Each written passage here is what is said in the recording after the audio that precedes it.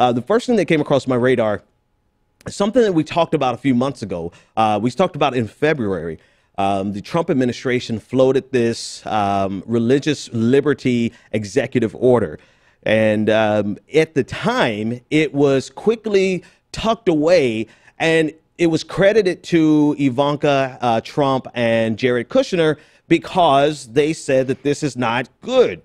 This is not what we should do, Dad, to President Trump. We should not discriminate, or we should not make an executive order that gives private businesses the right to discriminate based on religious preferences.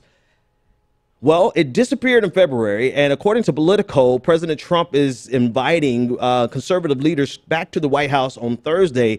They expect that on Thursday he's going to sign this same executive order that we talked about in February. So it went under the radar for 2 or 3 months, and now they're back to it. So this is something that Mike Pence has been pushing for. To give you a little bit background on what this executive order is supposed to do, the executive order is going to grant private businesses as well as individuals. It's a broad stroke. It gives people the ability to refuse services to people who are leading lifestyles that they religiously disagree with. In other words, this opens the door for certain medical practices to turn down service to the LGBTQ community. Today, the hashtag that's trending on Twitter is right to discriminate. And that's essentially what this piece of, or not legislation, but executive order is going to give everyone the ability to do. And again, so this is something that that Mike Pence is behind this 100%. He's not only behind it in terms of supporting it, he's also behind the push to get it implemented. And here we are, John.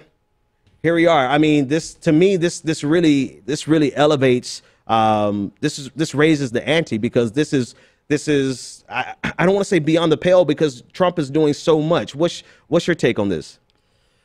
I really can't wrap my mind around it. I mean, how is it that, when we have issues like this, where it's not even an issue anymore, there's just a small subsect of the country that feels so strongly about this and is pushing the Trump administration on this, that we're still fighting this.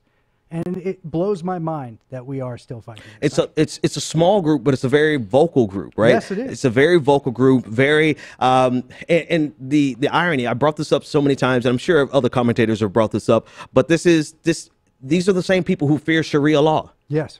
And this is Christian Sharia law. This is giving you the right to, based on our legal system, to treat someone else, discriminate against them based on your religion. Like, this is theocracy creeping into the White House. Now, chances are this won't stand up to any type of judicial review. This will probably collapse underneath the Constitution, clearly, but it doesn't stop them from trying. Right. And I just was reading something today about a funeral home refusing service to an elderly gay couple, and one of them had died. And the next nearest funeral home that would actually serve their needs was 90 miles away. And wow. I was just blown away. I was like, how is this still happening? And I know that, like, we live in the liberal Northeast, but at the same time, I travel for my job from all over the country and all over the world.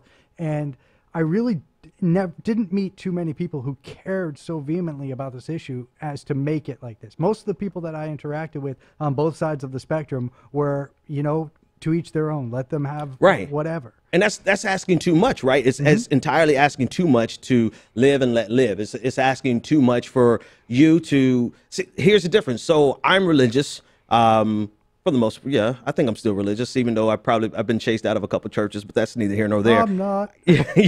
I'm religious, but I am not interested remotely in making or forcing someone to live according to my code. I don't want anyone to have to wait.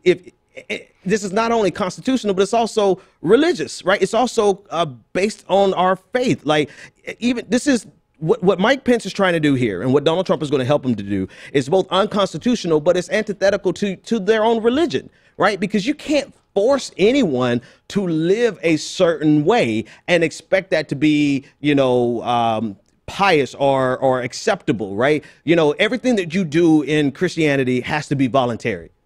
And if you're not volunteering to live this way, it doesn't work anyway, right? It's like, you know, it doesn't fit into the framework of Christianity, nor does it fit into the framework of the Constitution to force someone to live according to your religious standards. But this is the same thing they do. They never stop trying to do this.